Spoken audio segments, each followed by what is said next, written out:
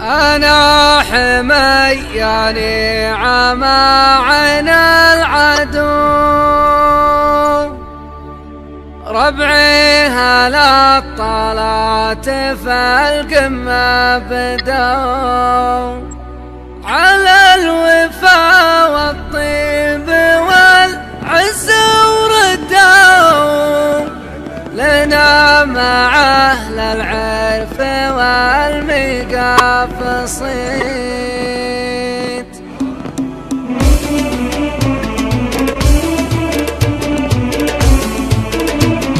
يشهد يا ابو عايد ترى البارك برك، هات القلم واكتب على بيض الورق، بالجس لها جوسي يا اخونا يفرق، مع الشعر ولا تباهت وفي يوم انها صارت حمية بالقصد، كل النظام شعر وغنى بالجديد، اخذ كلام الحق والعلم الاكيد، لعزوة ترى مثلي مني بديت. انا حمياني عمى عين العدو، ربعي هلا طلعت في القمة بدو، على الوفا والطيب والعز وردوا، لنا مع العرف والمقافصيد. يشهد يا ابو عايد ترى البارك برك، هات القلم واكتب على بيض الورق، بالجس لها جوسي يا اخونا يفرق، مع الشعر ولا تباهت وفي. ومن ينتخينا يا رد الجم الروي، يبشر بنا بزعة خوي مع خوي، يرقع السما ويحوز حل النخبوي، يا المعتزي حن العزاوي الاعتزيت، بنظلنا وكلاخ حامين الحدود، في عصرنا الحاضر ومن عصر الجدود، من دونها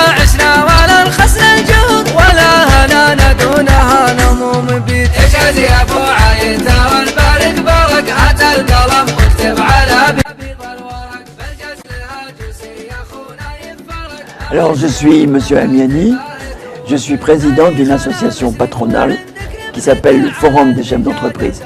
Elle a maintenant 12 ans d'existence et elle a mission d'abord de défendre les intérêts des membres, mais surtout de défendre la libre entreprise, le marché, l'investissement et d'une manière générale toutes les facilités et toutes les simplifications qui feraient que l'environnement des affaires soit amélioré.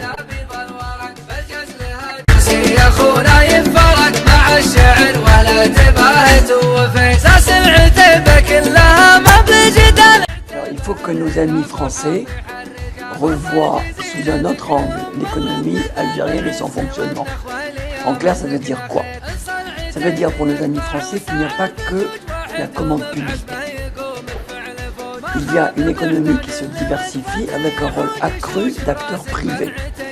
Et donc les grosses sociétés qui visitent l'Algérie, qui sont d'ailleurs pour certaines d'entre elles, peut-être la plupart, confortablement installées, et qui ont dégagé donc des relations suivies, intéressantes, avec les grosses sociétés d'État et les ministères.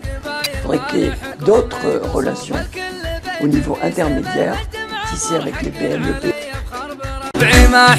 يشهد يا ابو عايد ترى البارك برك، هات القلم واكتب على بيض الورق، بالجس لها جوسي يا اخونا يفرق، مع الشعر ولا تباهت